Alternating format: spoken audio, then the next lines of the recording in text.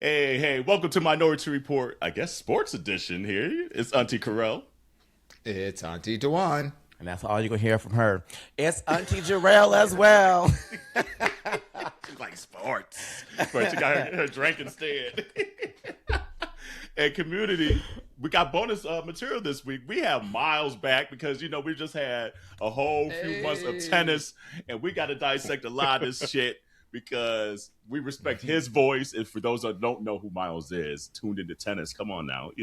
He be working for Sports Illustrated, come on. And quite frankly, there ain't a lot of folks out there that look and sound like us in this tennis world, especially in like the journalism side. So we're making sure we pull him in because we need his voice all day and every day in that world. Thank you very much. How you doing, boo? I am doing okay, especially after that introduction.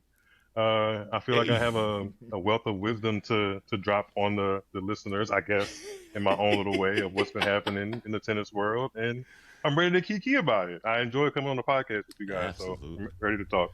Oh, we love having you on. Do. And let me tell you, I watch, my husband don't watch tennis at all. So when you are like posting online, I feel like I'm not watching by myself. And I absolutely love it. And then you be trolling people as well too. Amen. And I'd be like, oh, bitch. You be reading the girls down. It be so black. I love it as well. Just a little. No, but for real, it's we need it. We need that energy, quite frankly. So it is what it is. I try. So I just try to keep it honest. I feel like I'm a natural, regular millennial that be scrolling and giving my own little my 2 cents sometimes. Not all the time. Sometimes. I mean, but your 2 cents be adding up, though, because, last time we were on, you forecasted that, they would come back and do a little doubles. I mean, it worked out a little differently than the original. But, Did I really? We'll get to that too. You did. Literally on the podcast the last time you hear, because the rumors were starting to talk about Serena coming back, and you were like, well, I don't know if she'll come back in singles. It'll probably be the doubles to play with her sister in Wimbledon. And I was like, damn, this look at fucking Raven Simone over here. What are you talking about? It's the future you can see. Right. Come on, Raven. Oh, that's one of my favorite shows. Okay. I'll add psychic to my list of things. And did. So we'll start maybe more on maybe the culture side of things, like what we even saw like post Australian Open. So Community, that's the last time we had Myles on here, was after the Australian Open, was like, to me, something really cool that we really, at least from my knowledge, haven't really seen in the tennis world is like the greater collective of a lot of the black, I will say, athletes and commentators, not because the diaspora. Exactly, the diaspora, the ether of all that kind of coming together, but like, hey, we gotta stick together and have some fun together on this tour, which was super cool to see. Taylor and Naomi host like this dinner around the Roland Garros time frame, and then putting out those images on social media, and I was like, that's what I'm fucking talking about. That's what I like to see. Yeah. So it's cool to see the blossoming of those relationships amongst the tour, and then really the blossoming of Naomi and Taylor. Quite frankly, they're like the BFFs of the tour right now. So I'm curious, in your opinion, why it's taking this long for maybe a lot of the athletes to do something like this, to be like, hey, we see each other, let's hang out, let's hold each other down. That's a really good question. And I'm glad I can come on this platform and answer it because no one's ever put it that way. I think a lot of it kind of has to do with Venus and Serena in a way. That was just like my knee-jerk reaction to that really good question because they have been the representation for so long. And I think seeing tangible proof of Serena evolving like he did a couple years ago kind of gave people a point or an onus of like, okay, well, if I'm in this same space, now the onus is on me to kind of step up and be the best representation I can be. Not that they weren't doing that before, but seeing people who were heavily inspirational in you getting to where you are, do something else or like, get to another chapter in their own story. I think it kind of does something in you. And I think Naomi has been very outspoken about how impactful Venus and Serena have been to her. So her organizing something such as like a all-black dinner or a table event before a Grand Slam, like people give her a lot of flack for her personality, but it does kind of fall in step to what she would like to see in tennis, and if she is thinking, like I just said, being more of a, I guess, an ambassador for blackness and richness and melanin in tennis, why not now? You know, she's a little bit older. She's a mom. You know, she might be thinking about stuff like that. And then everybody around her kind of feeds off that energy. And before you know it, there's an all-black dinner and people are tweeting about it. She's like, But I'm legacy, also legacy, seeing- legacy. And hearing conversations though as well too about like how often, you know, just they're like hitting together and practicing together as well too. And I think taking the time outside of just tournaments and being active on the tour to hang out The grind of also it all. makes it easier to do that, right? And I think when we all know as Black folks, right, like often when we're in spaces where there are so few from us, a few of us, we get so caught up in the grind of surviving that we forget to be like, hey, girl, I see you, thrive. bruh. Yeah. You know, we in this as well together. So it's cool to see just the grind behind the scenes. It's also us being together with each other. So when we are at these tournaments and we are at these Grand Slams, that we still carry that with us as well too. And I think that's kind of what I've been seeing a little bit, because I think about like how Chris and Coco, you know, like are always kikiing and, you know, the press, you know, and when they're doing interviews, like that's clearly coming from stuff outside of tennis, right? So clearly they are They have a connecting and rapport. kikiing outside as well too. Yeah. You know? I love that. I love that.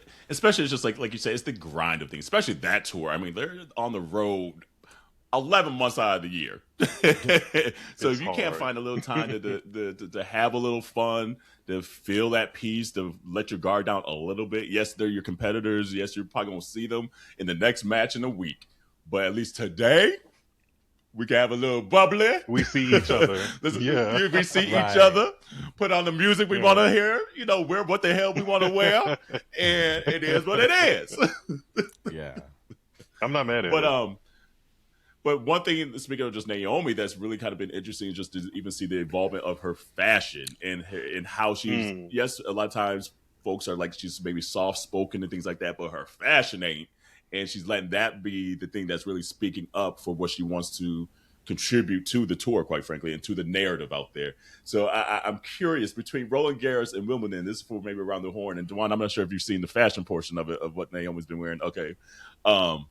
Did we like the sequins of Roland Garros, or did we like maybe the kimono of Wimbledon better? And if you need a reminder, you know I can pull up the pictures too if need be. I got them on deck just in case. Should I go first? Yeah, go first. You're the guest. You go first. Absolutely. Okay. I think the actual dress that she competed in, in the gold, I think that looked better on court, but I preferred the walk-on attire of the all-white ensemble at Wimbledon. So I liked both of them. I think they are both staples in their own right and are going to go in some kind of archive of Naomi Osaka's greatest hits for sure. But that moment, that kimono in the all white, she looks like a literal like warrior about to go to battle just in that picture alone. Baby. Like with the racket, how like suited she is. It's impeccable how she is able to create a moment in something as laissez-faire and just you do it every single day or every time you compete, which is just walking onto the court. Like it's monotonous at a certain point. They call your name, you walk out there, you take your rackets out your bag and you go play. But for her, that 5-minute span has becoming something that people are like anticipating her doing, you know, and her time to shine about what she has been, you know, thinking of off the court. You know, I think it's not to say that no other race could do this, but it's something about Black women that allow them the creativity and the freedom to think that way, and I love it. I don't care what people say about like how there's no space for this. She's doing what she wants to do on her own stage, which is the court. Like, you know, she's doing what she wants to do and expressing herself. She's not hurting anybody and just giving looks. So I appreciate Naomi. I didn't love this black skirt. Didn't love it. Yeah, it felt a little mismatchy from the entire outfit, but when I see it with the black top, I'm like, okay, I kind of see where it's coming from. But yeah, I agree. I liked it the exact way. Like I like the gold and what she played in more. But the walkout from Wimbledon, bitch, can you imagine having to play Naomi, and then you see that come out, so you be like, bitch, I gotta beat you in the fashion. Like, damn, like, now she gonna eat me up and eat me up. Like, goddamn, like, and did. Also, though, the mental gymnastics, like, talk about playing a game within a game. You know, like the advantage that someone with a platform like Naomi, who gets a certain amount of attention just by the name and the fashion, imagine the pressure that brings to her opponents, right? That's another layer outside of just how she plays tennis that you also got to think about while you're playing her as well. I can't come out here looking like boo boo. I mean, and they like, still come on, do. Adidas, step your pussy up now. But you know, like, I just could only imagine what that's like. But I absolutely love this. This is fearless. Yeah, what do you think of Dewan? I mean, I can't echo the comments more. You know, we see this a little bit in basketball, you know, when, you know, the artists are, you know, walking behind the scenes. You know, it doesn't have the forefront, but it gives the same kind of energy, and it shows a little bit of their personality. And the reality of it is that why not? I mean, you work so hard throughout the year, and, you know, you're coming to perform at the peak of your field. Have fun. And I love that that she's taken a page out of Serena's playbook, you know, and using this as an opportunity to have a little bit of fashion fun, to showcase more of her personality, to push the boundaries of what's expected in a traditional format that is, you know, that is tennis. And so I think it's fantastic. And honestly, outside of the game, it gives us something else to talk about. That part of it, you know. It gave Dewan something to talk about. Right. That's why I threw it in there. We had to get the little fashion moment in. But also shout out to you, Dewan, because you were also talking about the NBA fashion too, girl. Yeah, she knows. And here's the thing, like, they used to say this about Serena, like when Serena used to do a lot of the fashion stuff, like when she was breaking that mold, to be like, well, she's taken away from her tennis and she's not paying attention enough to the sport. And here she is, the greatest of all time. So it's just like, you could do multiple things at once. You can have multiple interests than just tennis.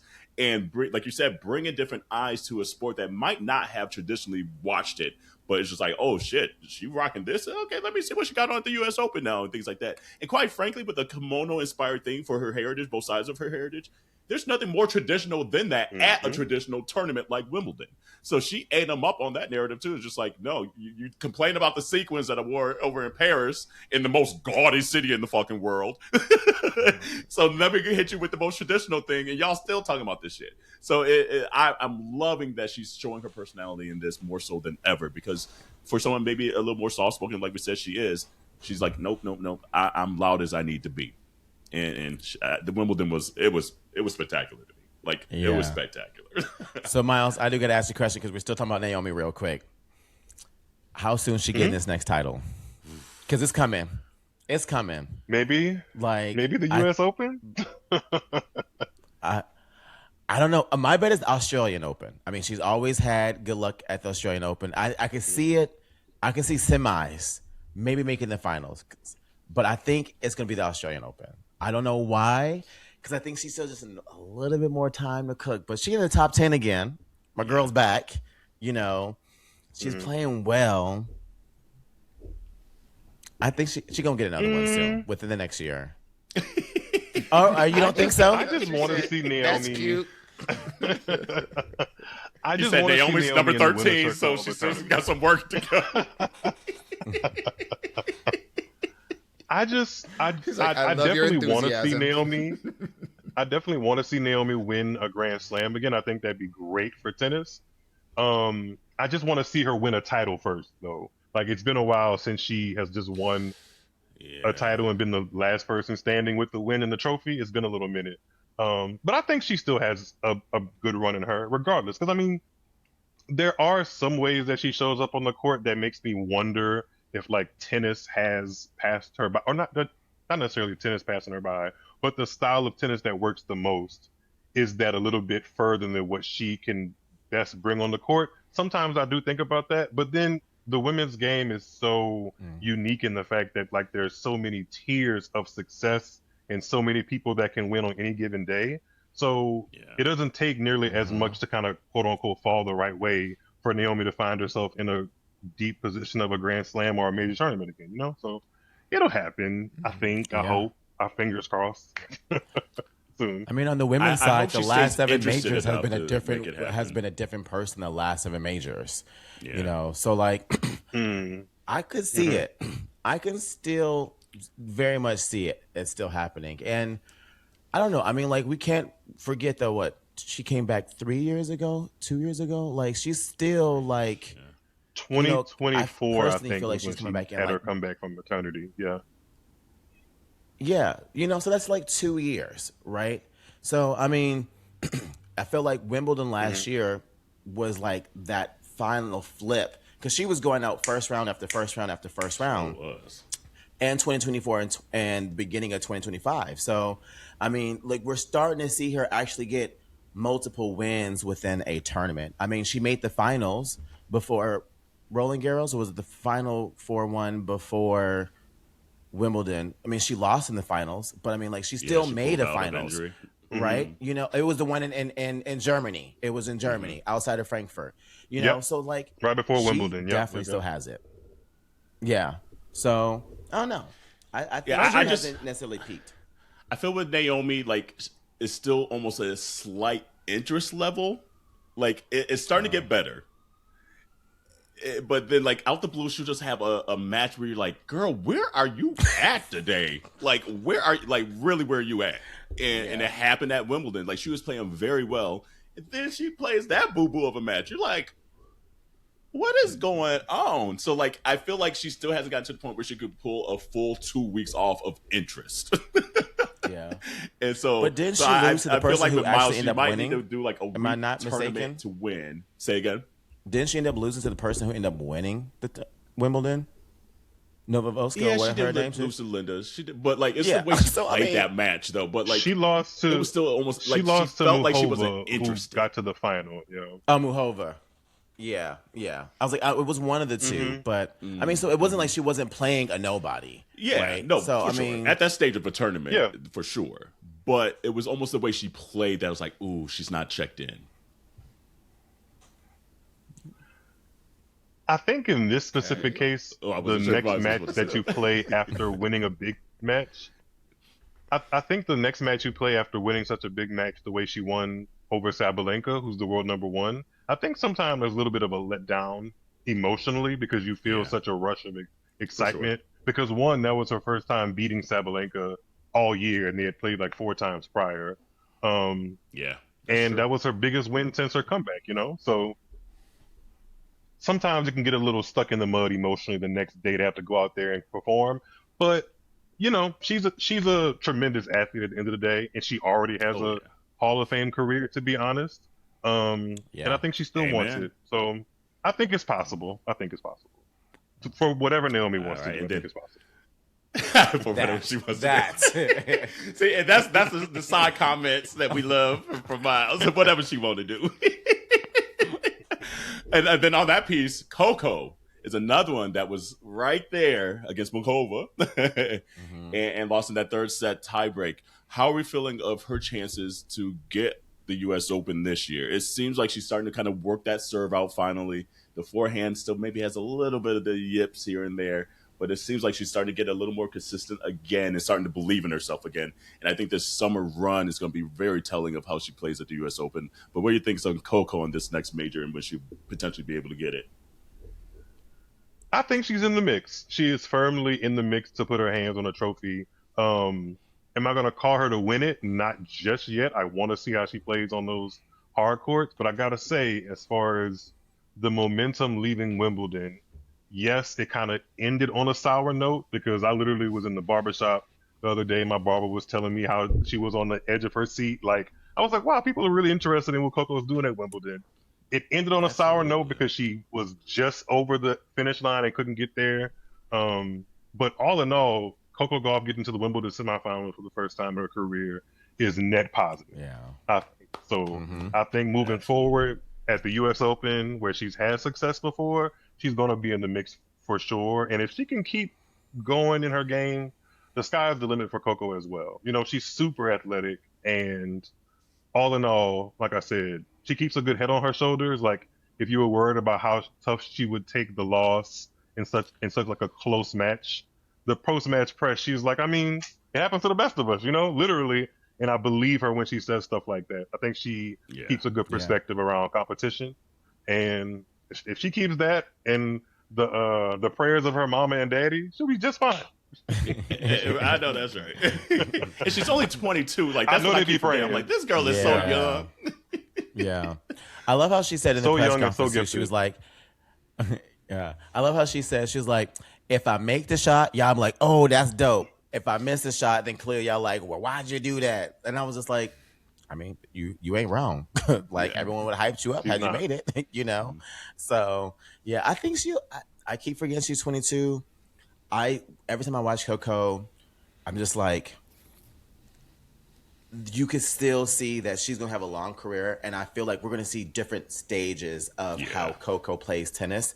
And I think that will be one of the parts of her legacy. Like, you'll see Coco playing, you know, 16 to 25 or whatever, but then she'll hit like 25 and all of a sudden she's playing differently. I have a feeling that she will change a little bit of her game style. I would love to see her be a little bit more aggressive, you know, and I think she has that to her, like, to that ability.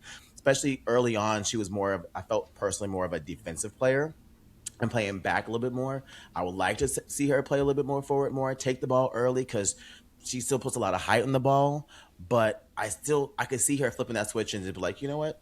I was going left, now I'm going right on you bitches, and still even get more, titles. So I'm waiting on that moment where she realizes she doesn't need to rely on her wheels. Like, right now, I still feel like she knows that she's one of the best movers out there, period, and maybe falls back on that a little too much, and that maybe takes away from maybe some of the aggressiveness, like you're saying, Jarrell.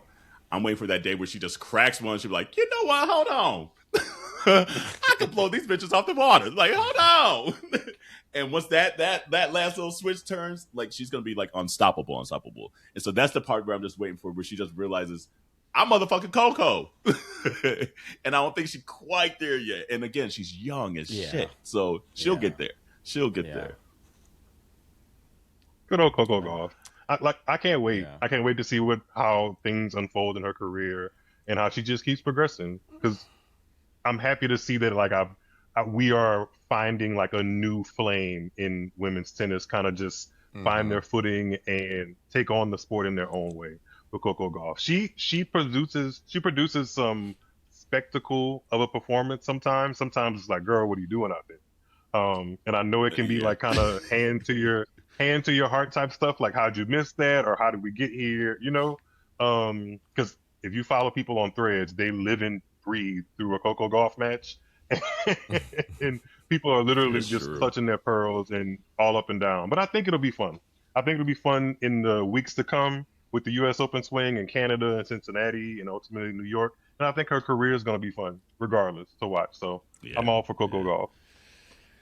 And then we still see that the GOAT is still on everybody's tongues, everybody's minds. Like, the amount of just air that one person could take out of a room instantly, in a great way, is the Serena Williams. Like, going into this tournament, it's wild how she recaptured the entire tennis world and sports world and fashion world, like the world, just saying, I'm going to play singles again.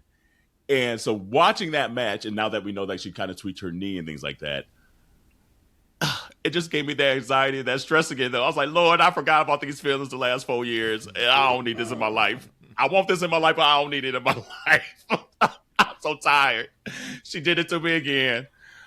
But it was amazing just to see her out there. And so do you think, if the knee holds up in what you kind of saw in that match, is it going to be a nice, fun swing with Serena? Or we're like, oh, girl, we get it. We old, too. It's hard to get out this bed. I don't know how much I want to say about my good old sister. Go say And that's it. right. You had that amazing interview with her too, by the way. Let me hold on before we say that. Did you know when you talked to her? Like, since you had that interview, now the cat's out the bag. No. Did you know? No, she hadn't released anything when I talked to her, and I didn't get the energy that she was interested in coming back. Okay. I didn't get the energy. I mean, she's very she's been doing this for a while, Serena, especially navigating media. So I think she knows how to walk in a room with something close to her best. I'll say that. And how to navigate a conversation. But yeah, I didn't get the feeling that she was coming back, but I'm happy that she is in a lot of ways because she's Serena Williams. Like we just said, she's super impactful and moves the needle by doing stuff that everybody else like they could do, but it wouldn't move the needle the same way. She's just that impactful. But I don't like seeing her hurt. I don't like seeing her lose. I don't like any of that stuff. So it is tough to kind of be back in the matrix of Serena. But it is quite impressive that her just saying I want to come back to play can still garner that much interest from a wide range of people too. Because you gotta think of it from a sporting perspective. Like we think about the greats like Muhammad Ali or Michael Jordan or Kobe Bryant. Like not everybody can say that they have watched those athletes compete in real time.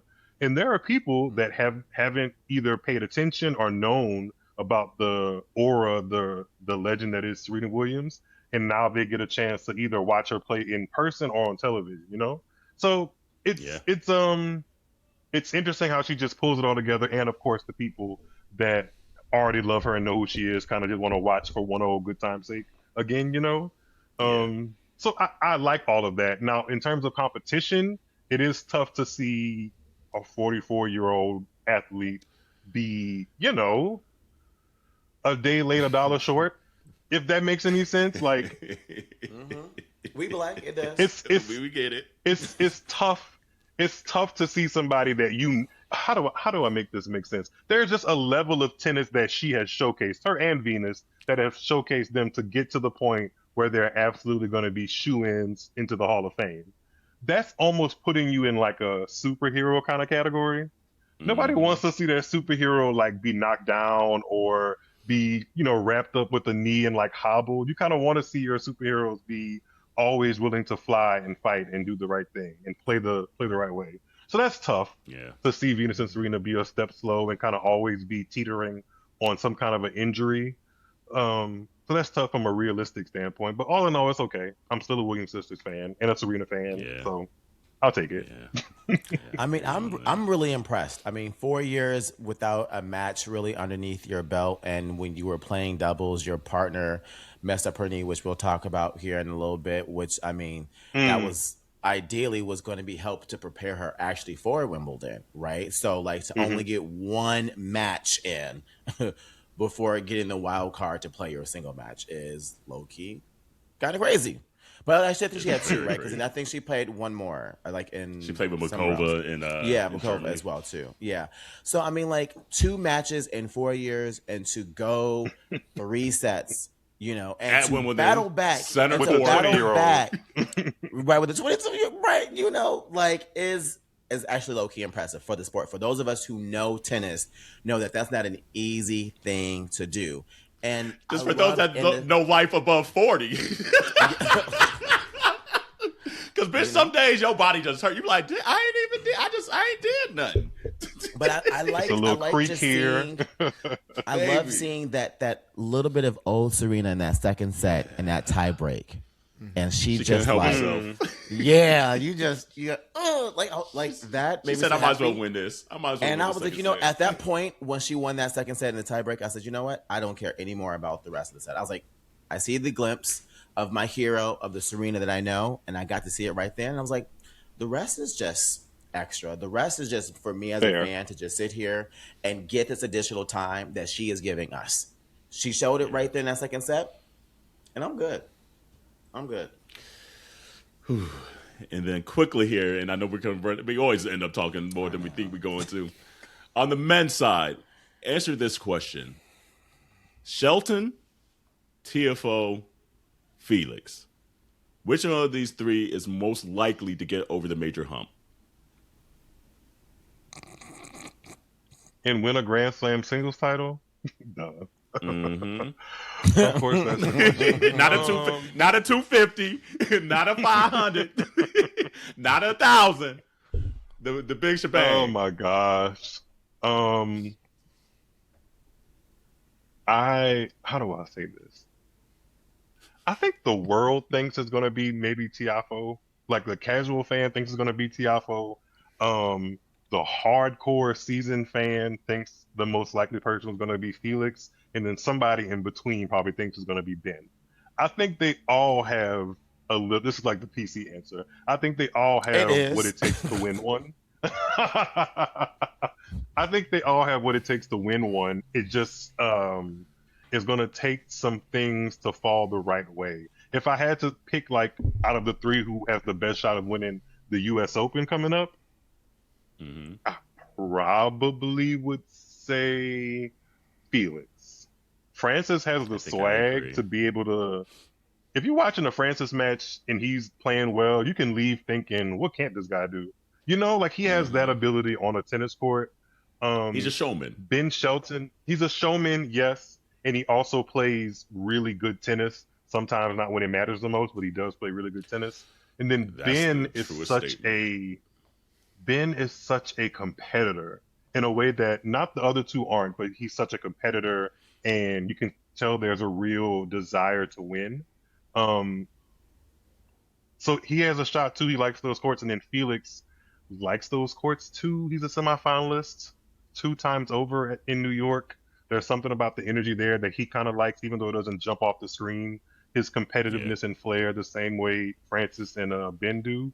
But I would say Felix. I would say Felix is probably our best bet to put our hands on a singles trophy, and one of your parents be black. Because that hasn't happened in a long time. Baby show hasn't. Not on the men's side. What up, Arthur? Not on the men's side. Shout out to Arthur. Good old Arthur. What was I watching recently? I forget what. Oh, they were talking about Richard Krajicek and who he won against. And I was like, man, I forgot about Mel Washington. I remember watching that match as a kid. And I was like, where is that man today? Kids don't know about Mel Washington. That was like the first black man that I just saw alive, like just playing tennis. So I was like, oh, okay, black dudes play tennis. Dope. Like I knew of the Arthur Ashe name, but like that was before my time. But to see him, I was like, oh, Melvin Washington. I forgot about him. I think we follow each other on Instagram, and he's not like a social media head, but I think he's into like real estate of some sort. I think there's still some dabbling in tennis. I think he works with some organizations, but he does something other than tennis. But he keeps a pretty low profile, but super impactful. I wish I was a little bit older than only 3 when his run happened. Sorry to age. Sorry to make myself sound young. Damn. Is that damn? Okay then. Dewan, can I have some of your wine? It'll grease up them bone cracks. Baby, amen. But no, shout out to him. And shout out to another person. Shout out to him, yeah. And shout out to Taylor Townsend. Like, I know we put a lot of emphasis on the singles, but she's the queen of doubles right now. Yes, they maybe fell a little short in Wimbledon in quarters this year. But I love just to see the sprouting of her personality out there now on the tennis courts and the attention that she's now getting, because they treated Taylor horribly early in her career. Just about like, oh, she too big and all of this, and just did not give her the fundings and things like that. And just to see her persevere and just to see her find her lane, it's been incredible to see. And then her as a mom as well, too, and doing it for her son. It's dope. I love her social media. Her social media is fire. Like, very, very, very cool to see Taylor's growth in this sport right now, and really maybe finally the acceptance of Taylor in this sport, quite frankly. And it's a level of black joy I feel that like I feel like I haven't gotten to see in a long time, and she's just so unapologetically just that black. ATL coming out of her. You know, it really is. It really is. That's that ATL coming out of her. She said, "Fuck y'all mean? I'm playing tennis how I play tennis. The fuck? You gonna check me, boo?" Like. I love it. I absolutely love it. And then I guess we'll talk Taylor about has good maybe energy. a few people that ain't black. But we saw Zverev finally win his major. So at the French Open, saw him make it to the finals there at Wimbledon. Lost to Sinner. I mean, if Carlos ain't out here, it's hard to beat Sinner. Like it is what it is. But going into the U.S. Open, who do you think is going to be the winner? We'll say on the men's and the women's side. Who are the four front runners going into the U.S. Open? That's such an interesting question because it's kind of all over the place on both tours. Like the women have their traditional, the women have their traditional, like, oh, it could be 6, 7, 8 different names. It could be Naomi, it could be Coco, it could be Sabalenka, it could be Rybakina, Anisimova. Like it could be one of the girls we just saw win Roland Garros or Wimbledon, Andreeva, Noskova. It could be so many. If I had to pick one who I want to see win, I think I want to see Naomi get over the mark at the U.S. Open, and that'd be a wonderful story. On the men's side, we haven't seen Carlos since Australia, and he has been sorely missed on that tennis tour. Say that again. There's a joy that he brings that I'm like, y'all man kind of lame. Yeah, y'all ain't doing it like Carlos. Y'all ain't doing it like Carlos. I even miss the shoes he would wear on court. Like, I miss my guy. Oh, that's what you're missing? Yeah, he wore a pair at last year's US Open. I think I talked about it on here. He wore a pair of 11 Jordan that I really liked. I forgot the name of them. Yeah. But I really, really enjoyed it. I was like, oh, check you out. I didn't even know that man wore shoes. I was like, oh, he got shoes on? Oh, okay, my bad. I didn't even get down there yet. I didn't even get down there yet. My bad. I didn't see them. Real said, are we watching tennis? Oh, right. Who knew? Y'all saw him on that cover of, what was it, Vogue or whatever what was it? Yeah, but he was on the clay. He was all covered up in the clay. Y'all saw what I saw. And yeah. His team and him know what they're doing, that's for sure. Amen. So do. But I mentioned him because we need to see what he looks like coming from his wrist injury that he had kind of at the beginning of the year. And then Sinner, who, isn't the most leap off the screen athlete in the world, but is a really, really good tennis player. He has won there before. I hate it. I mean, do you hate him more than you hate Zverev? No, here's the thing. I joke with the word hate. I think it's just he's so good. It feels so boring. Good. Like it's just so effortless looking for him. Like his ability to cover the court is dumb. It's disgusting. It is absolutely. He gets a reach on some balls that people couldn't even touch, and all of a sudden he's like Djokovic 2.0. It's like he's like, okay, Djokovic, I got all your qualities, but I'm gonna just up it up even a little more. But at least you can see a little struggle. You can see a little struggle with Djokovic, and it would be a couple points in between. Yeah, this Italian nigga over here doing it every motherfucking point. Melodramatic. That's what it is. Djokovic is melodramatic. He's Serbian, so that makes sense. So that's what that is. He's I don't a little bit of hate him. I like Janick Sinner is more of like a tennis watcher's tennis player, if that makes any sense. Not to differentiate too much between like casual fans and hardcore fans, but there is slight difference if you're watching every week of the year compared to like only 4 times a year. You know what I mean? Sinner is, if you kind of really have to be locked into a Sinner match to see why he's so damn good. And I was during the final he just played, and he's damn good. It just doesn't meet you at the front door the same way it does with Carlos Alcaraz, you know? Right. Very well said. Now, do you think that Sasha fell? Like, do you think that was him being a little dramatic? Because the way that Sinner walked over there and he got off the court, it was giving FIFA World Cup, LeBron flop, and I was like, bitch, get up. Bitch, get up. Get your ass like, up. And who are you playing with? Because you had the advantage. Like the only person you mentally fuck it up is you, and that's exactly what happened as well too. So Zverev can be a lot. Sasha is not on my list. I'll say that. Exactly. Yeah. But this PC Myles today. He said I'm trying to stay in this sport. He said I'm trying to stay in the sports world for a while. Don't get me in trouble, y'all. Myles, put it in the chat. I'll say it. Put it in the chat. I'll say it. Look. but yeah, no, Zverev is it's not gonna my be a favorite fun. to root for, but he's there. Yeah. Yeah, like in a weird way, I was happy to finally see him win one, but now I'm like, okay, now that you got one, okay, get off the screen. I'm all right now. leave us alone. You did it, great, because awesome. like he's a very good player. Like he's a very good player, but there's something about him that just kind of rubs me the wrong way. And it's been interesting to see Djokovic last as long as he has lasted, but he's just another player to this day that just rubs me the wrong way. I really wanted Felix to win that match. Rooting for Djokovic. I wanted him too. Like, damn.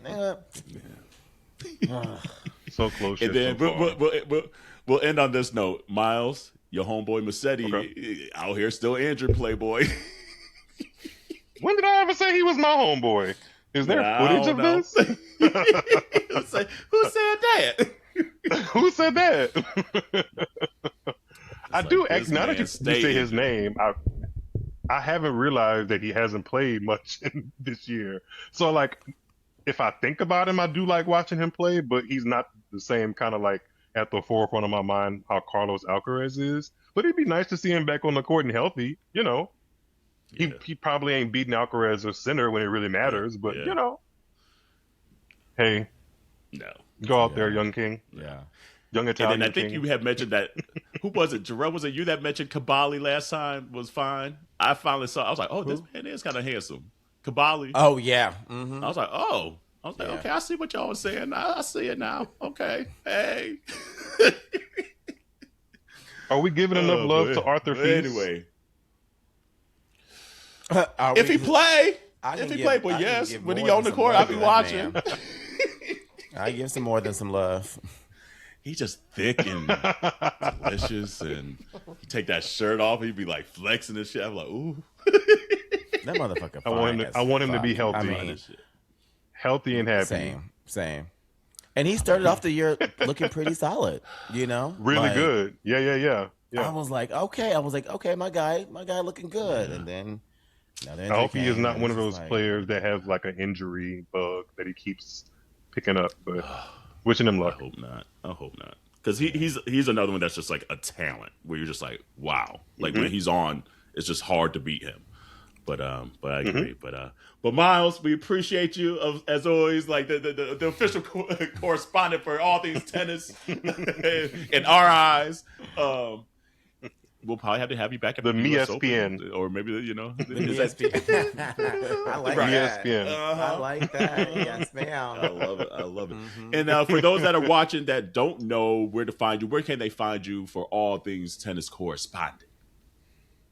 All things tennis correspondence and colorful commentary by me, Myles David, will be at Tuned Into Tennis. You can find me on Instagram, Twitter, Threads, Facebook, and YouTube. I'm trying to get into TikTok, but y'all a little different over there. So help me out. Just do a little dance and you get in there, boo. But baby, you active though. To be on 3 different platforms, you be hella active. So I'm just saying, like, y'all go follow. Don't worry, you will have content and you will have tea and information. You will not go without. You shall. Yeah, exactly.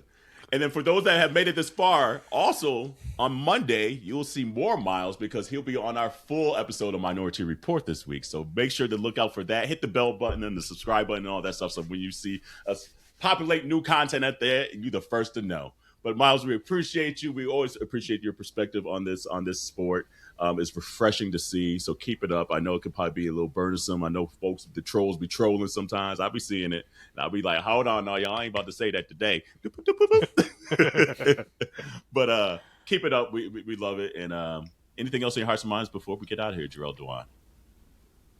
No, I'm happy. I'm good. I feel high. Let me tell you, this black joy is smacking me in the face, y'all. Right. Baby, I'm good. I know that's right. Well, wash your hands, your legs, and your ass. Right, sports. And we will see you maybe for the U.S. Open. See you then. All right, bye. Bye.